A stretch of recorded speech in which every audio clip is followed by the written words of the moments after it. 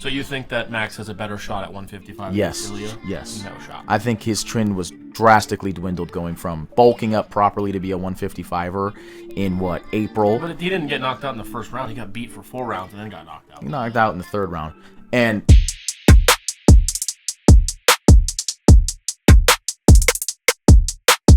ladies and gentlemen, boys and girls, it is Tuesday, July 15th, 2025. Welcome to the Main Event Mindset, brought to you by Clinch. As always, like, comment, and subscribe to all of our shows here on the program. this guy's sitting on a fucking pillow to make me look short. I mean, you didn't have to announce to everybody that we do sit on pillows. Well, I'm 5'10". I am. We measured. I've been measured. By who? Him. When? Still that day, remember? Yeah, and I was 5'10". He was 5. Did he have shoes on? I don't know. I doubt you took your shoes off in the bar. But here's my problem. Do you want to be taller or not? Because you're about 5'6" without shoes. I'm not 5'6". I'm not 5'6", and we have gloves now. We do. Watch your fucking tongue. We also just did the slap sheet, so go back and check that out. We had Bryce Just Hands Jones on. We're going to post some clips. He slapped a pad for us. We're going to post clips of him slapping, and I've said it many a times, and I'll say it again, and I think this might be the fucking last time I say it. If this gets 300 views on YouTube and 10 comments, or Billy posts a short, if this short gets 1,000 views, 5,000 views, then that slap that you can go see Bryce Just Hands Jones, heavyweight slap fighter, ranked top 10, undefeated 3-0, will slap me in the fucking face. Real quick before because this is round 1, by the way. Welcome to round 1. We're going to talk just a little bullshit MMA stuff. Do you want to start off with the whole Ben Askren stuff? Have you seen? I'm sure you've seen what's going on. Yeah. His updates, he looks a lot better. That first one, I was like, man, I don't think he's got more than 72 hours to live. And I'm not being an asshole. I'm just being serious. He didn't look great. If you watched him in the UFC, you saw he was a bulky dude. He's a big dude. It was sad to see him like that, and you kind of got that feeling oh shit, he might be in some trouble. I know. Double lung transplant. Jesus Christ. You see Dana? But his updates recently have been much better. But go ahead. About the donating. Yeah, and they asked him if they're gonna help him. He's like, yeah, I usually don't like to talk about that stuff, and usually, but yes, and he felt like he was gonna say he was almost fucking surgery. Yeah, I paid for the, but he was like, yes, we helped him. That's it. He's like, you guys, and it's I don't need to announce every fucking thing I do. I've heard, I want to say it was Joe Pfeiffer, I could be wrong, but someone was like, yeah, I was basically living out of my car. I told Dan, he was like, we're not going to let that happen. He just gave me $50,000, on my bonus on my fight and shit. And it's Dana probably does a lot more than we hear about, and I've heard he does a lot more than we hear about, and we still hear about a lot, and he's never the guy going out and saying, hey, yeah, great fight, sold out T-Mobile Arena, yada, yada. Also, I helped out Ben Askren. He's not that type of guy. But people constantly shit on him. Well, Jake Paul was the main one who kind of brought it up. Who was did he pay for the fucking surgery? He gave $500,000 from what I heard. So good for him. Yeah. No, but I mean, that's great too. But what was I going to say? I think more so the criticism I would have of the UFC is $50,000 fight bonus, right? Fight of the night, knockout of the night. That's been the UFC's. I mean, that's been around for what, 15, 20 years? Yeah, 15, we'll say. How inflation, everything. $50,000 15 years ago is not $50,000 today. Right. Especially with the profits that the UFC was making 15 years ago compared to today. I think that should be bumped to automatically $100,000. Now, here's the thing: you get a lot more stingy though. If there's 2 good knockouts, but one's better than the other, and 2 good fights, but one's better than the other, you give one fight. You get more stingy with it. But it makes people go, I want to go out there and really earn that fucking $100,000. He did say, though, I do, he always say, I'll take care of these guys. So, I do feel I don't think he's something's going on, yeah. So I think he gave Brandon Royval, we'll probably cover it, his win bonus. Right. So that's what I'm saying. I'm not just going to, I'm trying to think of a fight where it was, a pretty good fight. And it's okay, listen, it was a good fight, but, this isn't a charity. I don't have to give he didn't have to give Royval his win bonus. Right. But he did. Yeah, that was fight of the night. That was the most significant strikes in flyweight history. In a 3-round fight, it was up there. He's like, you go. I mean, if you go out there and do that, I'll take care of you. I don't think he's cheap by any means. There are certain things that I do think though, I wish.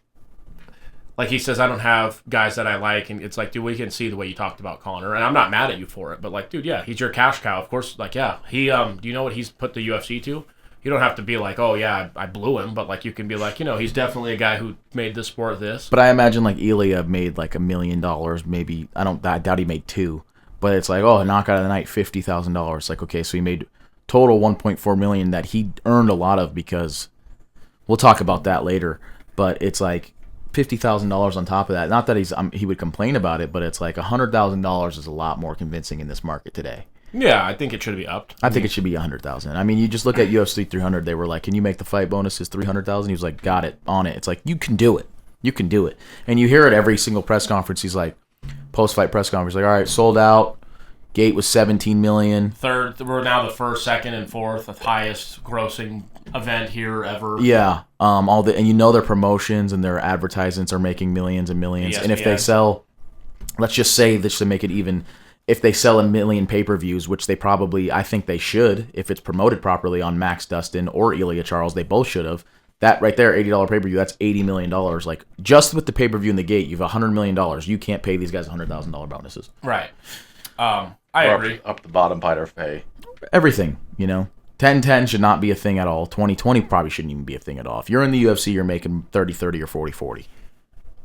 Yeah, I would say you'd probably do 30,000 to win, 30,000 to show. I mean, 30,000 to show, 30,000 to win, and then with the possibility of $100,000 fight bonus. I mean, think about, but I get it. Like Dana's like, why am I going to give this guy $60,000 on the first fight of the night, and you want me to give the main event also $2 million plus $100,000 bonus and all this? When the $60,000 guy, no one who has any. If he was not on this card, it would not change at all. Yeah, but you maybe have lost a few fighters who couldn't do it because they weren't getting paid enough. Who could have been. Even like a Kevin Holland. It's just this, for me, it's just the status of the UFC. It's like the UFC is supposed to be the biggest market, the biggest name, right? We'll pay them like it is. Right.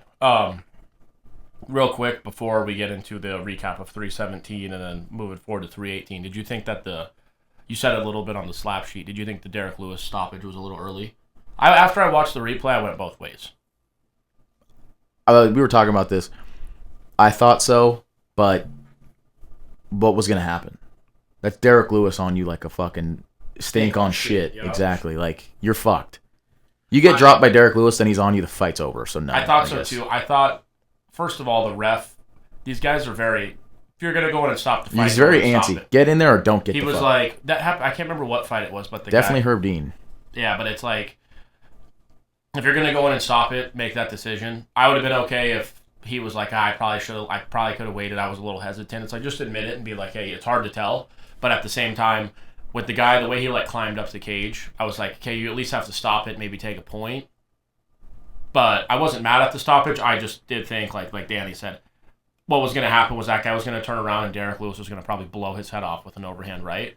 But there's been plenty of fights where he throws an overhand right and the guy slips it and hits him with an uppercut and knocks him out. So I thought it was a little early, but I wasn't upset with it, Bill. I think he could have stopped it when he was punching him in the face on the ground. I thought and it's so, like, because once you see him start getting up, it's like, okay, why stop it now? Right. Tell you what, that Stephen Thompson fight was great. He fought great, I thought. I thought he should have won the fight. Yeah. I thought Stephen Thompson won. Here, I said this. Did you watch that fight? No. I said this to Danny. Please go watch that and let us know who you thought won. It was kind of first round Bonfim, second round Stephen Thompson. That was clear. And then, here's my thing. If we're in a 5-minute fight, and I'm outstriking you, if there's 100% advantage. Fully kicked him in the head and wobbled him in the third. 90% of the striking, Stephen Thompson dominated. 10% of the striking, the other guy, he was beating him 9 out of 10 times if it was just a striking match. The guy went to take him down.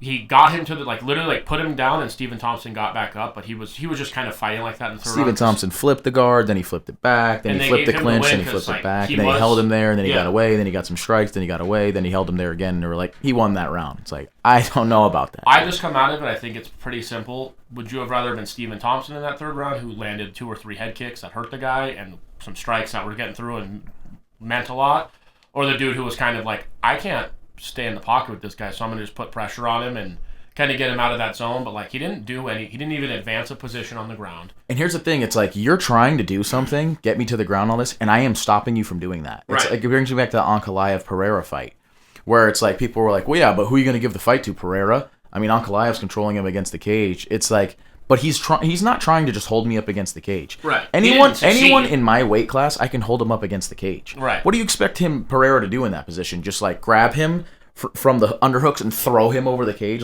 He's not the strongest human on earth. You can't break that. And he's not doing anything offensively. He wants him to get him to the ground. That should be takedown defense, takedown defense, takedown defense. Right. In favor of Thompson, in favor of Pereira, and they should be winning that round. Why is a takedown defense not the equivalent to a takedown? And that's what I'm saying. Is one takedown will outweighs five defenses. And I just don't like that. I thought Stephen Thompson put on a hell of a performance. I thought he deserved to win the fight. That was pretty much all I took from that card. Did you guys have anything else for round one before we jump into round two? No, I thought we covered it. Before we finish round one, Head Rush. Check them out. Take care of fighters, so we want to take care of them. Got really good merch. Comfortable shit. Lasts a long time. It's not cheap by any means. With that, let's get to round two. UFC 317.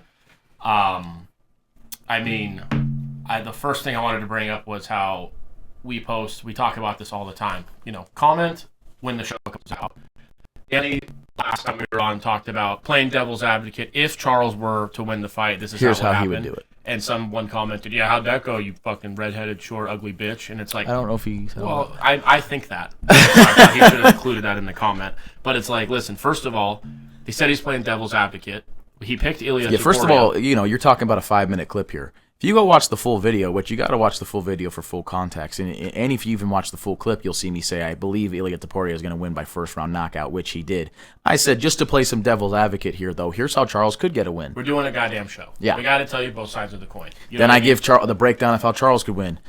And like Eric said, the first comment is, how'd that go, dumbass? Huh? Yeah, Mexican girlfriend, huh? And I'm like, right. How do you know? Bad choice. Yeah.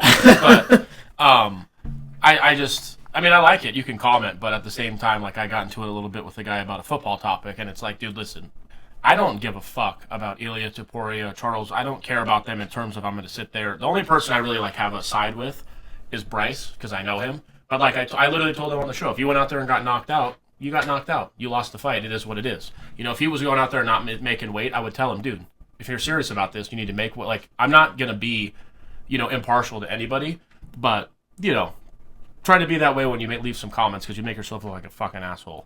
Bill, what was the record for UFC 317 now that we're heading into 318? On 317, Eric and Drudy both went 2-3. Yeah, I went 3-2. Danny, Ryan, and myself went 3-2. Damn. I regret. Honestly, the two fights I missed, I did say were the two closest fights, the two toughest fights to pick. I wish I would have taken Talbot. And I wish I would have taken Dariush, but I can't get mad at myself for taking those. Talbot impressed me. He looked really good, improved. Yeah, I was going to say, with the guy he was fighting on that 14-fight win streak, and the way Talbot looked his last fight, you're like, there's no way he improved that much. And Dariush and Moicano are so evenly matched, and, they're 17 days apart. They're so evenly matched. And all this, and they're just kind of two fighters that always fight the top guys and win and then lose and win and then lose. So it was interesting to see how they would fight each other. And honestly, it was as close as it can get. Yeah, with Dariush, you kind of just remember him getting knocked out, and you're like, is he done? It's like, well, he lost to Charles. And then the last three fights, were the most impressive performances on the entire card. Well, Gregory Rodriguez as well, obviously knocking the fucking shit out of... I'm an asshole because I should not have picked Kai Kara France. I told you that. You were so confident. I just like him. He doesn't have what it takes. Right. That was more of your... You like the guy, so you're picking him type of deal. A big power punch isn't going to be an all-time great at that weight class. My most impressive person coming off that card was Terrence McKinney, getting the submission in the first fucking minute of the first round. It's hard to say who was the most impressive because, like you said, McKinney looked good. I mean, this Jose Miguel Delgado had a 26-second into the fight knockout. Gregory Rodriguez killed a man. Mm-hmm. Talbot looked good. Joshua Van put on a fucking... He's fighting for the title next. That's how good he looked. And then Pantoja dominated, and Topuria, I mean, you can't have a much better fight than a first-round knockout in the championship bout. You see McKinney call out Chandler? Yeah. I thought that'll be fireworks. Yeah, Chandler's that guy where... Someone's going to, go to sleep. If you beat Chandler, it's like, okay, you're kind of moving to that top contention. If you lose to him, it's kind of like... If you beat Chandler, you belong at the back end of the top 15, and if you lose to him, you probably should never be ranked. No. In my opinion, just because Chandler's at this point in his career. Yeah, I think he's a better fighter than... If you lose to Chandler, you're never going to win the belt at this point in his career. Probably, unless he just hits you with an overhand right. I just think with him, he's better. It's hard. It's weird to phrase this, but He's not a bad fighter. He's lost to like everyone who's been in title contention. That's all he's lost to. He hasn't Like really you look lost at his to anybody. career, you look at his record in the UFC, and it's like 2-4 or something of that nature. And his wins are against a Dan Hooker, who's currently in the top 5. Right. And Tony Ferguson, he kicked his fucking head off of his shoulders, right? But Tony actually looked good again. Like he always fights to his opponent's levels, whether that be Tony Ferguson on a 10-fight losing skid at 40 years old, or that be Charles Oliveira at the peak of his performance, one of the greatest lightweights ever, in a 14-fight win streak, 12-fight win streak, whatever Charles was on at that point. Mm-hmm. Like he always fights, and like his losses are what? Charles twice, Dustin, Gaethje, Patty. Right. Like that's a good fucking. 2-5 is not, especially at his age. That's what I'm saying. And taking 2 years off. Yeah, 7 fights, 2-5 is a terrible record. But if you tell me you lost to those 5 guys, it's kind of like, well, fuck. And the Gaethje and Poirier fight, he was beating the piss out of both of them. Like He should have won the Poirier fight. He could have won the Gaethje fight. He should have won the Charles fight the first time. Like he doesn't get steamrolled by 2 anybody. years off, he fights Charles and Patty and loses to them both. Patty was the only one I felt like he really got his ass. But handed Patty to is him. like that's like prime version of Patty Pimpin. Versus 39 years old. McKinney has had 24 career fights. How many do you think have ended in the first round? In the first round, he gets knocked out or finishes someone. 24, I'll say literally like 17. Higher. Wow. 21. 20. Fuck. That's insane. I think he's only gone to the third round. Yeah, twice. Chandler posted something like 37 first-round finishes between us two. Like, we should fight. Didn't McKinney say it's time for the son to beat up the dad? About something like they that. said Michael Chandler's going to win by adoption. Joshua Van, though, put on a show. He's fighting Pantoja. That's just set in stone.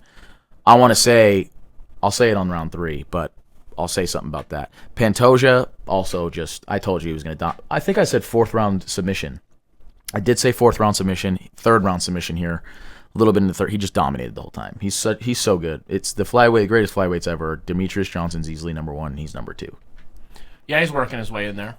I think he's probably right up there. It's hard. It's always just hard to say because the guy wins like 3 or 4 fights, and it's like, oh, like Brandon Moreno was like, oh, is he? And it's like they have to do that for content, but Pantoja's done a little more than those. It's weird guys. to see a guy hit his prime in like his mid-30s, especially a smaller fighter. But you usually see that from heavier guys. But my 2 predictions for the title fights were Pantoja 4th round submission. He got it in the 3rd, and 1st round knockout for Ilya. I even bet Ilya 1st round knockout. And Ilya is just... He got hit with an elbow by Charles that He was ate it. flush. He ate that on the ground. He looked very comfortable. He didn't look... I mean, at a certain point, it was like, okay, let's get up. But he didn't look like he was like... I watched a fight last night. Who was it? Oh, it was what of that creep, Ryan Hall, and he fought Ilya. Oh, when he was just sliding around and Ilya just went and punched him in the face. But you could tell Ilya was like, okay, I don't want to be on the ground. Like with Charles, it was like, I don't give a fuck if we're down here. Like I'm not. It depends on how you go to the ground. Like Ilya's not going to go directly into Ryan Hall or Charles Oliveira's guard. No, of course because that's not. where they're better than him at that. On the ground in your guard. If this is a jiu-jitsu match, Ryan Hall's going to beat Ilya Topuria, and so is Charles Oliveira. If he's taking him down, he's getting good position. He got to Charles, side control. He got past his guard. He's doing all these things. Ilya's comfortable, especially if he gets him to the ground by knocking him down there. But like Islam, like he said with Arman, he's like, that guy's the easiest one to beat out of the Patty, Justin, Arman. In his opinion, maybe he's just talking shit, but I truly don't think he talks shit. I truly believe he believes all this. And he was like, what's he going to do? Just spam takedowns? It's not going to work against me. Right. That's where I think that he would be in trouble too. I think Ilya's on a run. Oh, that's what I wanted to get into. Did you see what Max said about his run? Max was like, he beat 3 big names, but like it's kind of overrated. And I was like, oh, I didn't think you were kind of like a little bit of a hater, but I guess like that's kind of horseshit. I do feel a little bit of hate. I mean, listen, we saw it with Floyd and all these other guys. You gotta hate it when a guy has your number and he says it and he's not being humble. He is telling you, not even like people say cockiness, confidence. I truly think it's just confidence in it's not even confidence. It's just like he just believes it. No, I do too. I guess you would call that confidence, but like when you back it up, what is that even called at that? It's just fact. He's just speaking facts. No, that's what I mean. I mean, and it's just like I get it. Like Volk was like, oh no, I told the UFC, like do not let him fight Max before me. I want to be the one that takes this guy out, and then he knocks Volk out. And Max is like, this guy thinks, he thinks he's the shit. His shit don't stink. And then he knocks Max out. And then he's like, Charles doesn't stand a chance with me. And Charles is the most respectful guy in the world. Ilya even said, I did not like fighting him. He's so nice. I would rather fight Patty Pimblett. I think Charles was the easiest one of the three. And he said this is going to be so easy. And like all those guys are watching, like, come on, Charles. Then you see him get knocked out, and they're like, dude, fuck that guy. I get it. I would hate him too if I were fighting that motherfucker. But it is what it is. Well, because Max was saying, because I fought Gaethje at 155. Gaethje hits harder than Ilya, and it's like, okay, what did Conor say? Precision beats power. Timing beats speed. I don't think he does either. Also, like, I don't think so either. I think Topuria hits properly too. Really, because you fought Justin Gaethje and he didn't knock you out, and you fought Ilya Topuria and he knocked you the fuck out. Yeah, you've never been knocked out before. I do think the weight cut, I think that was a mistake on Max's part, fighting at 155 and then going to 145 for a guy like Ilya Topuria. That makes your chin a little bit more dwindled. I do think the toughest matchup in that top 5, if you're excluding Islam, is Max Holloway. Is the winner of this fight. For who? Ilya Topuria. Yeah, I don't know. You think it's Dan Hooker? No. You think it's Charles Oliveira? Of the 155ers right now? It's Arman, Uh-huh. Charles. I'm excluding Islam, Gaethje, Dustin, Max. I would probably say it's Arman or Gaethje. I would think it's Max, and I think Max kicked the living piss out of Justin Gaethje. And here's what I was going to say about a common opponent. How did Gaethje look against Charles Oliveira? Could he knock him out? No, he got finished. Right? Yep. How'd Charles Oliveira look against Ilya Topuria? Did he? Right. Charles Oliveira's just being humble and honest. He said, he's like, I usually got guys that put me down. Gaethje put me down, he hits hard. Dustin put me down, he hits hard. Chandler put me down, he hits hard. That guy put me fucking out. I've never experienced that in my life. Those guys had to do ground and pound and go in Charles's guard. Or Charles was still like, okay, we'll grapple now.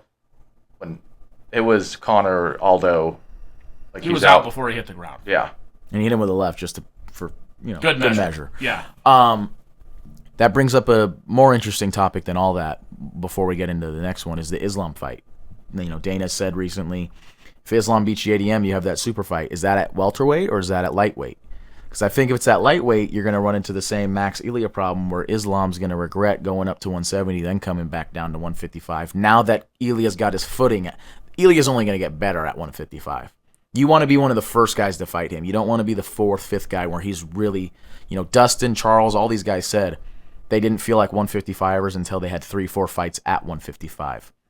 Oh, I don't think this is slowing down whatsoever. I think I think Ilya will make a mistake if Islam gets his footing at 170, gets the belt, and then Ilya goes up. I think he might bite off a bit more than he can chew there. I love his confidence. Going up to 170 and losing to Islam won't be like, see, this guy's a fraud. No. It's like, no. I mean, Islam is a 170er to me. I think Islam is a 165er if they would fucking finally create that division. I saw someone say this is the perfect time to move 170 to 175 and create 165, and what's the word I'm looking for? The inaugural 165 belt is Ilya versus Islam. Yeah. I think Dana's way if Islam beats JDM. But that's just, that's what I think is perfect. Yeah, JDM wins and it doesn't matter. JDM. Ilya takes over the pound for pound number 1, by the way. Good against Bilal. Craig Jones is his BJJ coach. I know Ray and all, they hate the younger, taller, longer, but this is the first guy that... They've ruined it. This is the first guy that Islam has fought in his career that is younger, taller, and longer than him. Islam is a weight bully at 155. Not that it is his fault, because 170 puts him in an awkward kind of weight, because it's like, you're not the biggest guy at 170. Shavkat's bigger than you. Gary's bigger than you. These guys are all taller, bigger, maybe longer. Pause. But, you're too big for 155. 165 would be perfect for him. Now JDM, it's like, this guy's your size. He's a little tiny bit longer, a little tiny bit taller, and a little tiny bit heavier. Well, so that'll be an interesting fight, but we're not talking about Islam and JDM. We'll come to that when it comes. Anything else on UFC 317? No. We recap that. Make sure you subscribe, comment, send questions. Go watch Slap Sheet? Yep. Round 3. All right. 2025 overall records, Bill. We have Danny and I at 18 and 17. Dude, that is fucking horrible. You're probably 19 and 16. Drudy at 16 and 14. Eric at 19 and 16. We're all horrible. And Ryan at 13 and 7. Okay. Damn, it's actually pretty good. Ryan's doing very well. So that's our overall records. We have to improve on that. But there's been, honestly, the UFC's just gotten to a point now where the fights were a little bit like, what? Like, that guy's going to beat that guy. Now, it's just becoming a better sport to where, the competition is really, truly so even. I was thinking about that the other day. Before you could have specialists, and it's like, okay, this guy's just really good at one thing, but he can just dominate at that one thing. Now it's like Ilya's so well-rounded everywhere. What are you going to do to him? Where are you going to beat him? Yeah. You know, are you going to wrestle fuck him? Are you going to jiu-jitsu him? No. Okay, stand up and strike with him. Good luck.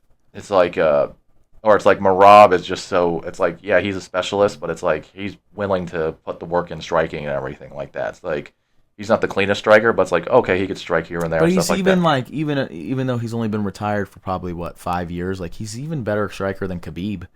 Yeah. You know, Khabib is much the best wrestler in the UFC's history, in my opinion, but, like, amongst Islam's guys who have more won the belt. well-rounded. But it's just like that striking was horrific. You know, I think a guy like Ilya would be the answer to that. Like he would be like, this guy is, I know what he's doing, and I can strike with him. I'm gonna knock him out before he has that chance. Merab is like, I'm putting the pressure on you, and I'm coming for you. UFC 318. I'll say, starting with this card, Islam said he wants a fight from October to January. He would prefer November, Madison Square Garden. He says he wants to be the headline for that. Abu Dhabi, he wouldn't mind in October, or Vegas, December, January. I'm so sorry. I thought Bruno Ferreira was fighting a female. When I go look at Bruno Ferreira and his opponent, I was like, this guy's fighting a woman. And he's, like, I saw minus 800. I'm like, what's happening here? Well, that's what Biden's America is. And so going into this, Islam said he wants a fight by the end of the year, basically. Ilya says he wants another fight by the end of the year. We have Duplessis fighting for the 185 belt. Pantoja Van is supposed to happen before the end of the year. Merab Sandhagen is rumored to happen before the end of the year. It's actually rumored to be the co-main of Pereira Ankalaev 2. Aspinall should have a fight by the end of the year, I'd imagine. I mean, how long's he been out, right? Mm-hmm. So, including the BMF belt, every men's title should be fought for from now, July, all the way to December. Every single one. That's going to be. It started out kind of slow if you look at January through May's pay-per-views. June was incredible, and it's just going to continue all the way through. This is going to be the great second half of the year for the UFC. Duplessis said what the co-main event on his card is. He said Gaethje versus Hamlet, but it's not. I don't think. I think he just. I don't know why he said that. Because I'm looking here, it's Cannonier MVP. That's not the. Well, this is interesting. Co-main. It says match 1, DDP Khamzat. Match 3. Yeah. It's so not. Match 2 is they haven't announced it. Right. Well, more than likely will be if Duplessis. I saw Duplessis say it. I forgot who he said it was. But we're not looking ahead to 319 yet. Do we have anything before we get into the picks of 318? No, not really. There's some good. Before we get into the main card picks, there's some good on the fights on the undercard. Here. Yeah, there is. You know, especially the final two. Vittori Allen. That's like where are you at in middleweight? You know, do you belong in this top 5? Winner probably a fight away from the belt. And then Vinicius Oliveira, Kyler Phillips is very interesting to me. Very, very interesting to me. Kyler Phillips is one hell of a striker, you know, on that O'Malley team. And Vinny is coming off that win against a Nurmagomedov fighter, and he called out Umar. I think Vinny's going to win that. That guy is like could be a real problem at bantamweight. But then you get into the main card. Michael Johnson, Daniel Zellhuber in the first fight of the night at lightweight.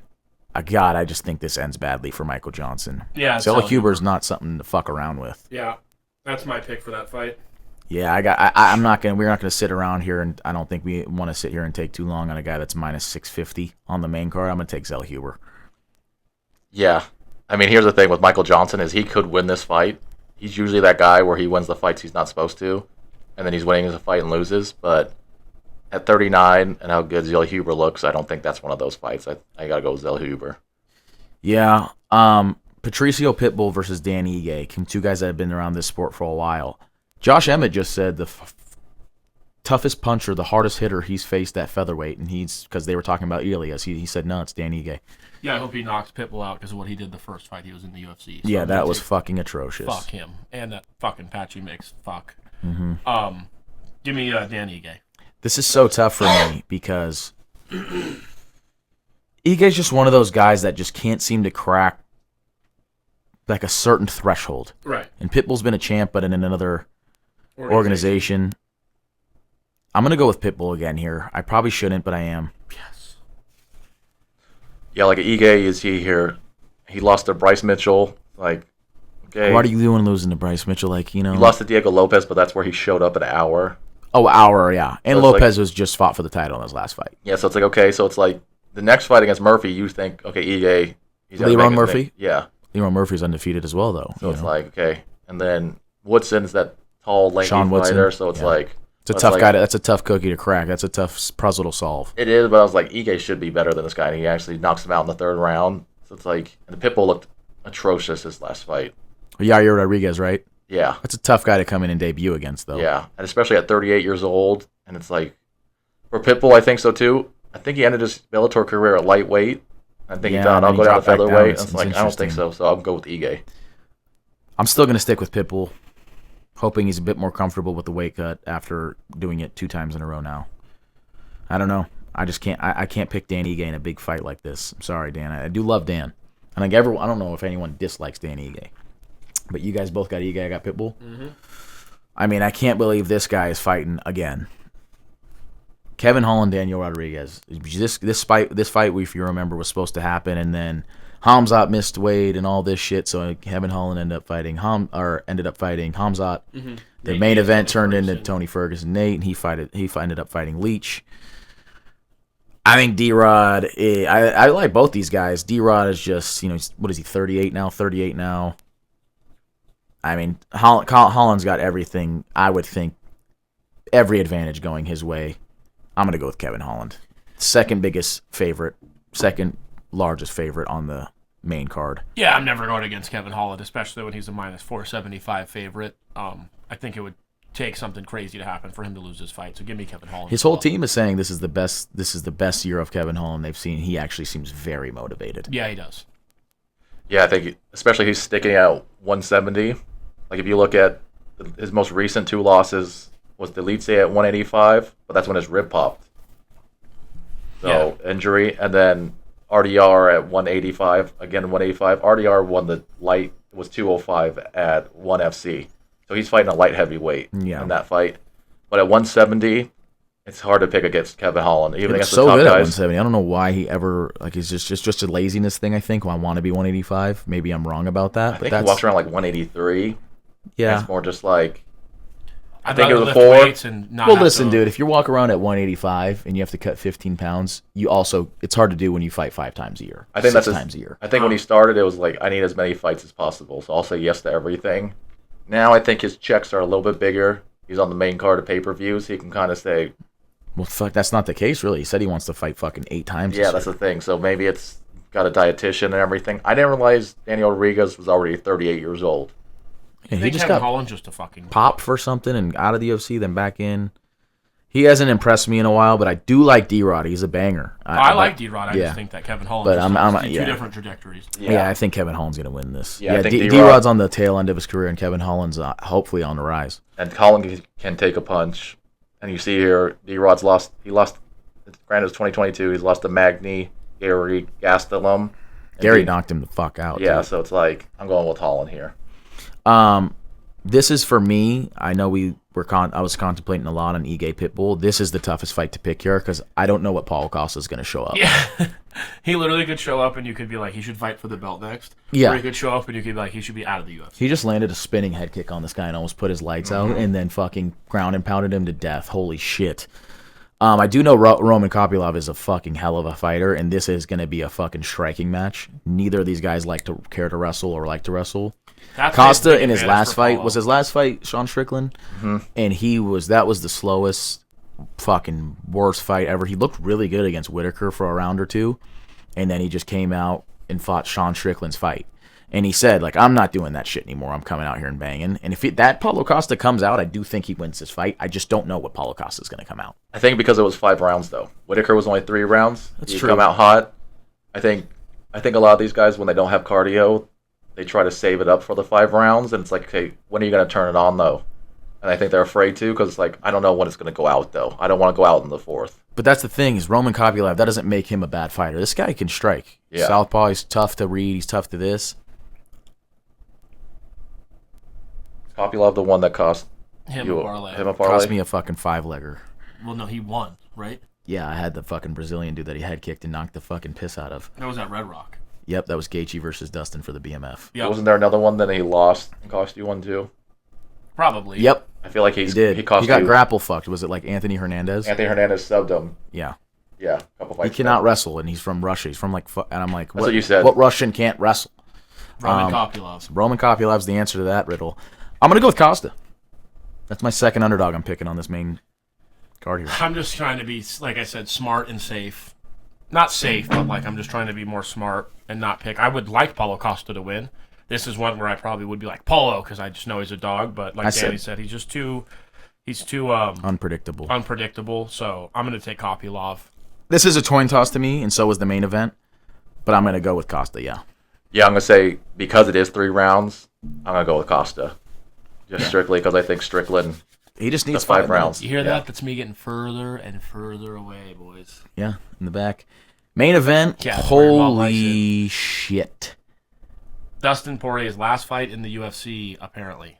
Now I gotta ask you this. I saw Dustin in an interview say that this is it for him because he doesn't fight for money. He says, I know I'm leaving a lot of money on the table, and I know I'm leaving a lot of career left on the table. He's like, I feel like I had a good fight against Islam on my last fight. I still feel like I could beat Islam. And he was like, I'm at a point in my career where I feel like I could beat the champ, but I've had 3 title fights and lost all of them. I'm not going to get a 4th, and all I care to fight for is the belt. So if I'm not fighting for the belt, then I just want to fight a legend and get the fuck out of here. And that's what he's doing here. But let's say he beats Max Holloway. I feel like the winner of this fight, they're Gaethje, Patty, and Armand, who they brought up. I think the most eligible for a title fight would be the winner of this fight. The reason I would say it's not Max is because he just lost to Ilya. But at a different weight class. His most recent fight at this weight class, he knocked the fucking piss out of the guy that is currently sitting at like number 3. So you think that Max has a better shot at 155 yes. against Ilya? Yes. No shot. I think his trend was drastically dwindled going from bulking up properly to be a 155er in April. But he didn't get knocked out in the first round. He got beat for 4 rounds and then got knocked out. He knocked out in the 3rd round. And he didn't get beat. He looked great in the first 2 rounds. I thought those first 2 rounds could have went either way. I think Ilya won it on 2 judges' scorecards, but yeah, he was winning the fight. I thought he looked great, Max, still, though. And I thought he fought really well, but he got knocked to shit. I mean, Ilya knocked fucking anyone out. But I think that chin was dwindled. I think that weight cut is hard on a guy like him. What did they fight? They fought in October after not even 6 full months after fighting at 155 and bulking up for 155. So you have to cut an extra 10 pounds 6 months later and into your 30s. And he said he's never going back to featherweight. I think that is very telling.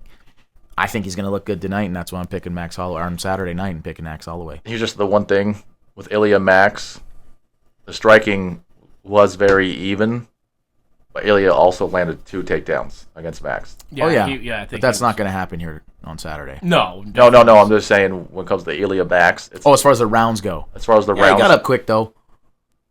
Ilya was going to either. I think Ilya mixed that in to say, here, drop your hands a little bit. Drop your fucking hands a little bit. No, I agree, but it's kind of like one of those. Ilya's just a great fighter. With Max, it's like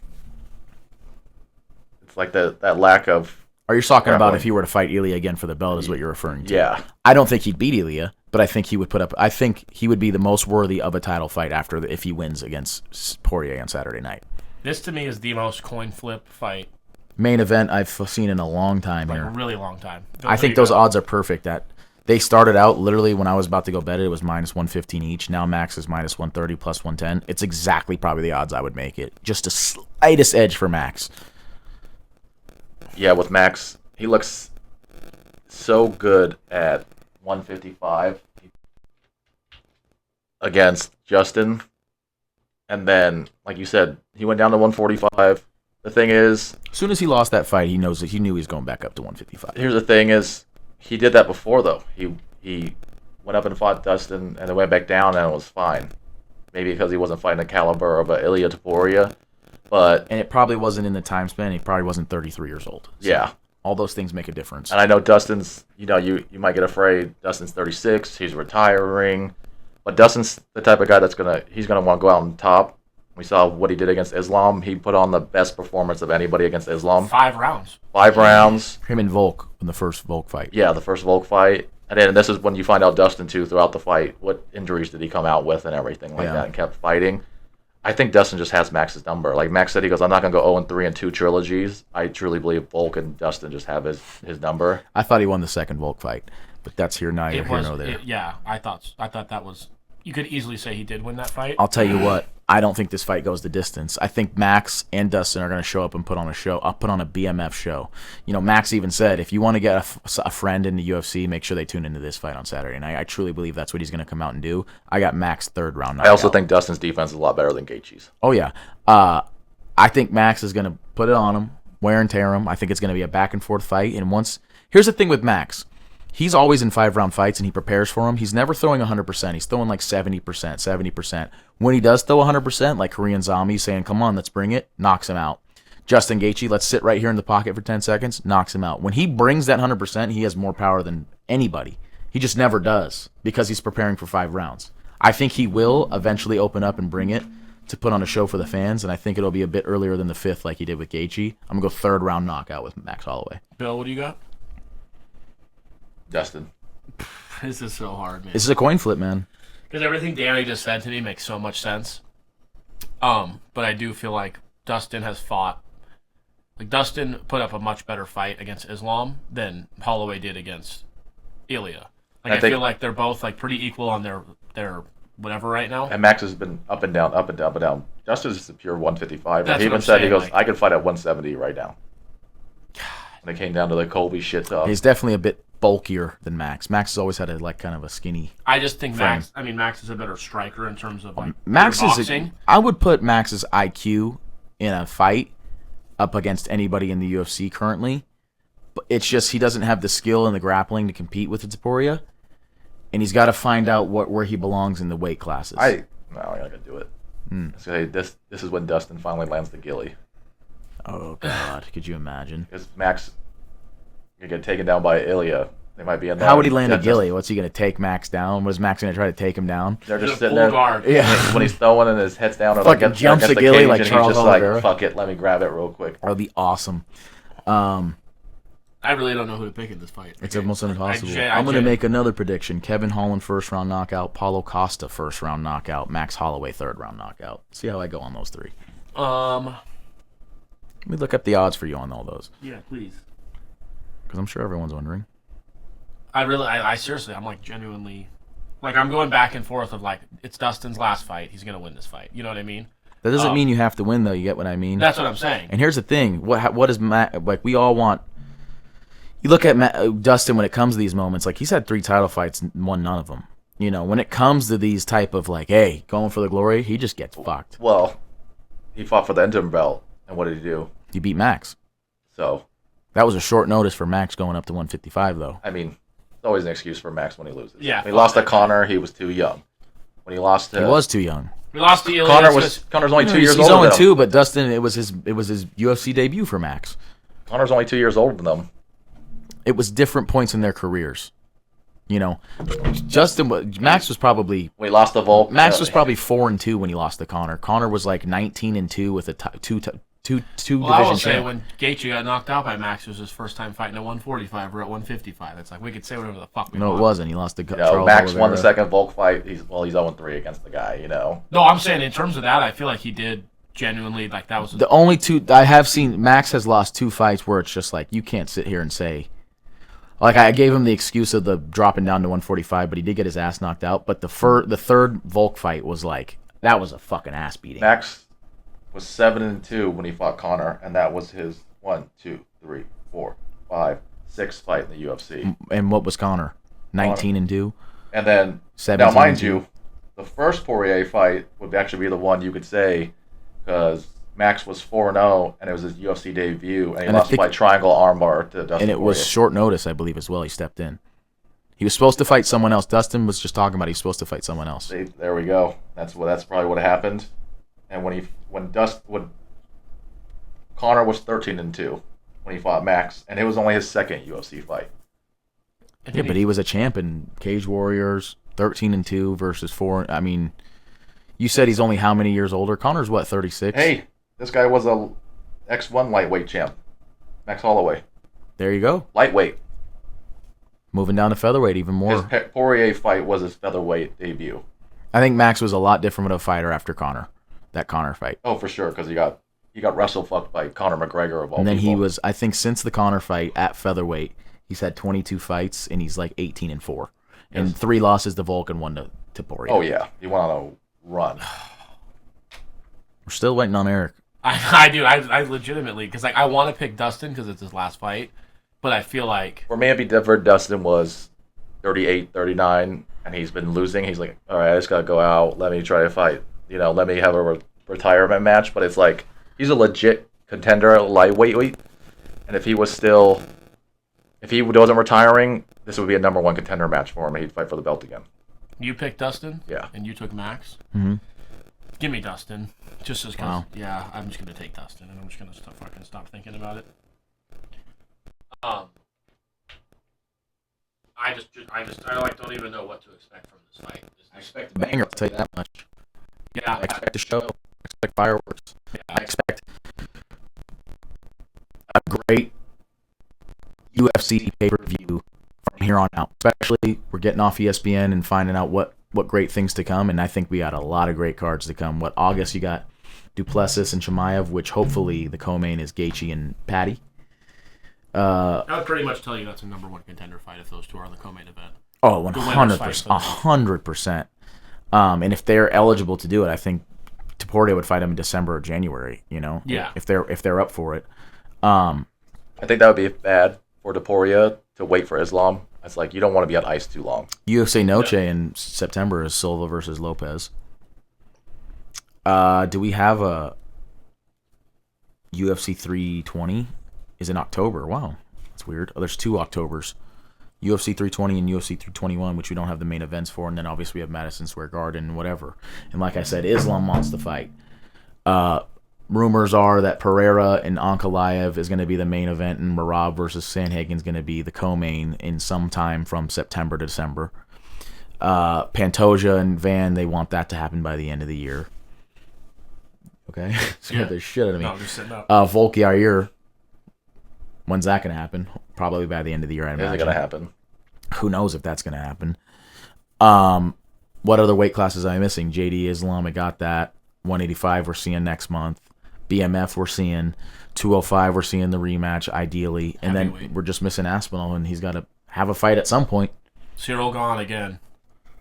They haven't fought before. 3rd time's the charm. I'm saying for the belt. Belt, yeah. Cyril Gane will get his fucking ass But kicked. Nagano, Jones, and Tom for the It belt. would just be cinema. The who's Cyril who. gone beats Tom Aspinall.